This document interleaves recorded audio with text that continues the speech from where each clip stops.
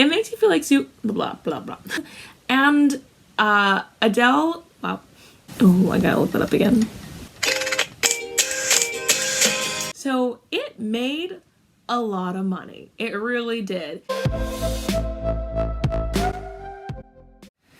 Hi everybody and welcome back to Azaria's Place. If this is your first time, I'm Azaria. This is my place. Every Thursday I talk about Disney or theater, and every Saturday is a Sim Saturday. So this week it's a Disney week and we are talking about Raya and the Last Dragon, and was it worth $30? So I'm really excited. I want to keep this video as spoil-free as possible because I really want to answer the question of whether or not this movie was worth $30 and not so much give you too much of the plot. So this video is really just to give you some history about the movie, some information about who was working on it, and my thoughts surrounding the movie, and maybe a little bit of synopsis, but not too much because I don't want to give anything away. We're gonna get into the video. First off, in case anyone did not know, Raya and the Last Dragon has been, I feel like, long awaited. I adjusted the release date, but Raya and the Last Dragon premiered on Disney Plus with premiere access on March 5th, and it was also released in theaters, and it had an $8.6 million debut this weekend. So this film was inspired by diverse Southeast Asian cultures, and its screenplay was by Quy Nguyen and Adele Lim. Quy Nguyen is a Vietnamese American playwright. He has written things such as She Kills Monsters, Viet Cong, and then you have Adele Lim, who is best known for Crazy Rich Asians, which obviously people know that movie very well now. It was very popular, and I feel like it still is. I still have people referencing that movie to me all the time. It was a really good writing team. It was directed by Don Hall and Carlos Lopez Estrada, so it had a really great team behind it. In its voice actors, it had Kelly Marie Tran, who is best known for being in the Star Wars films,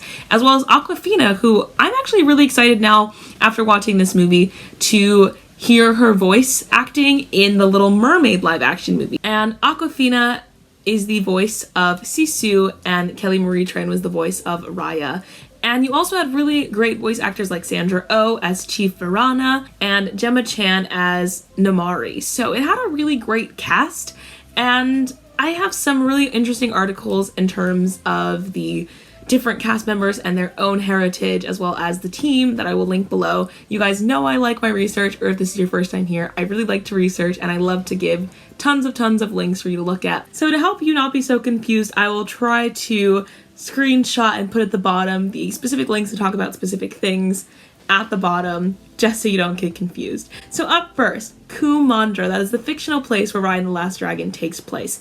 Features 5 different nations, and they're loosely supposed to be representative of Southeast Asian countries such as Laos, Cambodia, Thailand, and Vietnam, I believe. And the creators behind this film actually took a 3-week trip to Southeast Asia to get a feel for the community, as well as the landscaping and architecture, so that they could really bring that culture to the big screen, which I think is super cool. I mean, I think that we often forget how much goes into creating, especially animated films, and that's so cool they got to do that as their job. And as far as just the visual aspects of the film, I mean, with every movie, their animation just gets better and better. I will say the visuals in this movie were beautiful, especially with the dragon, Sisu, and just certain scenes. I'm trying not to give away much of the film. And a fun fact, a lot of the team behind this film, including the voice actors, did a lot of work from home, which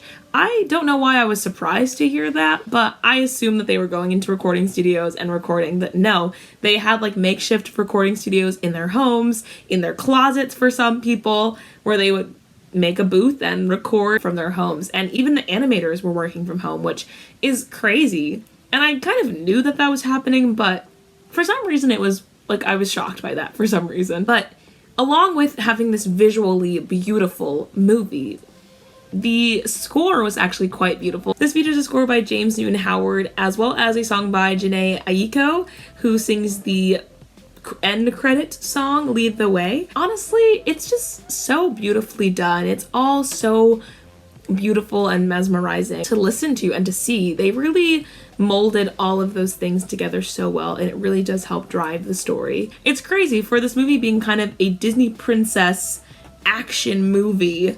The score is just so beautiful and so diverse. And one of the reviews I read just gives such an acclaim in the fact that the score writer was so diverse in the sound. This reviewer gave a review of just the soundtrack by itself, and it just talks about how it blends this kind of poppy-ish new modern sound with a more traditional sound to help bring in the culture, but also bring it to more present day modern feeling. And it's 23 tracks, it lasts about an hour long, and it's honestly so beautiful. So now I'm going to talk about the synopsis for just a little bit and just kind of my thoughts on the film. Again, I want to keep this as spoil free as possible. It was a cool blend of Disney princess and action and kind of heroine, and I saw this really cute post on Disney's Instagram, I believe, and it said, Disney princesses are just another name for superheroes or something like that. And I thought that that was such a cool thing to say, I guess. I thought it was so cool because,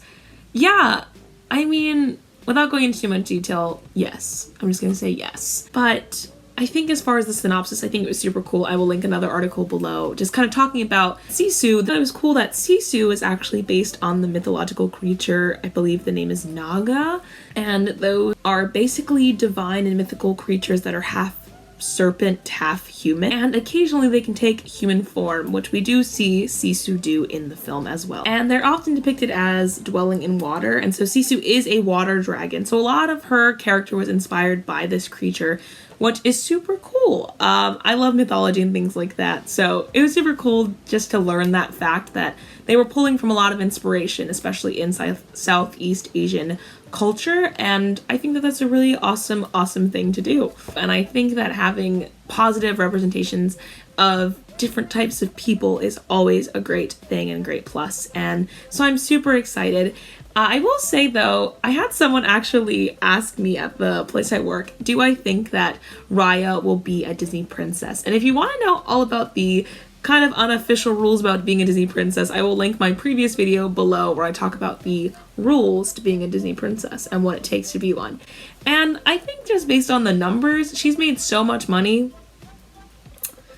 I don't know. She might not be an official Disney princess, but she is indeed a princess. I will say there's no romantic aspect, but there is a relationship aspect, I guess, that drives some tension in the movie. But there is no romance, which is also nice because I know that people really like to see strong female characters that don't need no man. I love this blend of mythology and kind of monsters too, as well as royalty and princesses, and then French and betrayal and friendships kind of thing. Overall, I think it's a really great film, and it had a really great message that wasn't just, as one comment I saw was it didn't have a message of just believing in yourself. It had a great message of just coming together. When I watched the movie, I thought that Kumandra was more it felt like Ohana. You know, Ohana means family. I thought it was kind of that vibe. I thought Kumandra was a feeling, not just a place. And so this idea of just togetherness and the things we can accomplish when we work together too. I will say, I don't think the trailer gives too much away, but you can find help in some really unlikely places. And I think that's kind of the best things I got from the movie. And you have to trust, and it's okay to trust, I guess, is another big thing I think the movie had to offer. So to answer the question, is Raya and the Last Dragon worth the $30? Heck yes, hands down. My family was gracious enough to let me use their login, but my boyfriend and I watched it together, and he said that he would have been okay if we had spent $15 each and split it and paid for it because it was so worth it. I really enjoyed the film. I think it had a positive message, and like I said, I love to research, so there's tons of things I didn't even get to talk about today, but I will put all of the links below in case you are interested. So far, it's gotten rave reviews from people I've run into that have talked about the film, and all the reviews I've been able to see. I've only seen maybe a couple that talk about the representation aspect of it, and I'll make sure to link those below for you as well. I would love to hear your thoughts and opinions on the movie. I loved it. I already have a shirt. Tuk Tuk is amazing. I love this sidekick. He's the best. And for those who don't know, I really like to match my t-shirts as much as possible with what I'm talking about for the day. So my shirt is Tuk Tuk, and you can see it on my thumbnail, and he is one of the characters from the new film. He's literally the best. Someone I ran into today said that they have watched it every day since it's come out. So that doesn't tell you that it's worth it. It is. I highly recommend this movie. It's a great family movie, and it has a little bit of something for everybody.